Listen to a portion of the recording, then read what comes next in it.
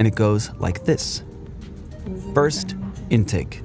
The piston descends, sucking an air-fuel mixture into the cylinder through the intake port, with both intake valves open. Next, compression.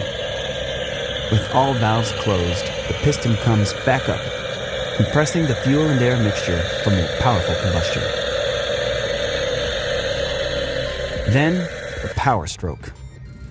An electrical spark ignites the compressed fuel and air mixture, and the resulting combustion forces the piston to the bottom of the cylinder again.